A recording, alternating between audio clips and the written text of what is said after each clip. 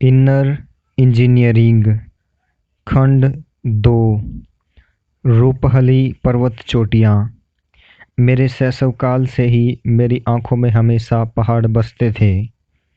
जब मैं 16 साल का हुआ तब मैंने अपने दोस्तों से पहली बार इसका जिक्र किया तो उन्होंने कहा, तुम पागल हो गए हो क्या?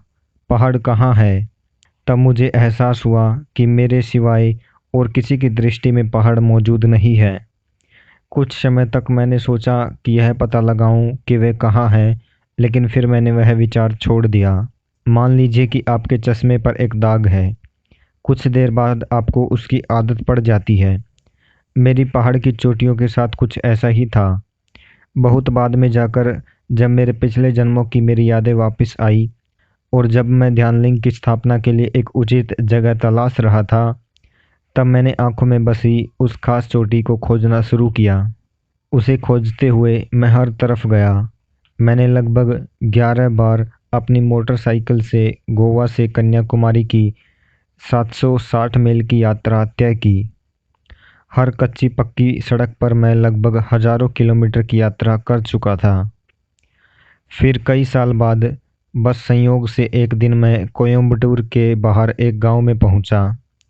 मैं जब एक मोड़ पर गाड़ी चला रहा था तब मुझे वेलिंगरी पहाड़ों की 7वीं पहाड़ी दिखी। वह पहाड़ी ठीक मेरे सामने वहीं पर थी जिसको मैं बचपन से अपनी आंखों में देखता आया था। जिस पल मैंने उस चोटी पर अपनी दृष्टि जमाई जो मेरे भीतर पूरे जीवन भर रही थी, वह मेरी आंतरिक दृष्टि से गायब हो गई और जीती जागती वास्तविकता बन गई। अचानक मैं जान गया कि यह मेरे जीवन के कार्य के लिए सबसे अनुकूल स्थान होगा। अगर आप मुझसे पूछें इस धरती पर सबसे महान पर्वत कौन सा है, तो हमेशा यही जवाब दूंगा, वेलिंगरी।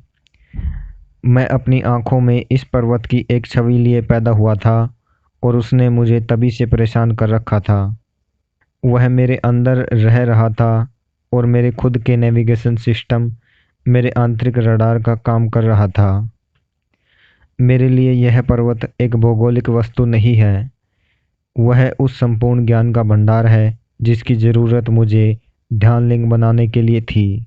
वेलिंगरी का अर्थ है रूपहला, चांदी का पहाड़, और इस पर्वत श्रृंखला का यह नाम इसलिए पड़ा क्योंकि ये पहाड़ पूरे साल अधिकतर समय बादलों से ढके रहते हैं।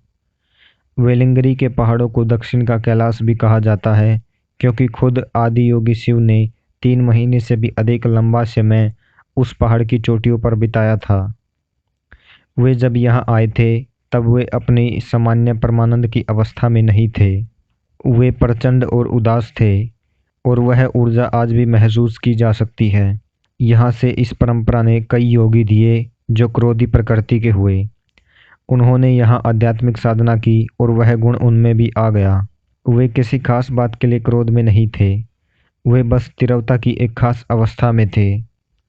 सबसे बढ़कर यह पहाड़ मेरे लिए बहुत महत्वपूर्ण इसलिए है क्योंकि यहीं पर मेरे गुरु ने शरीर छोड़ा था।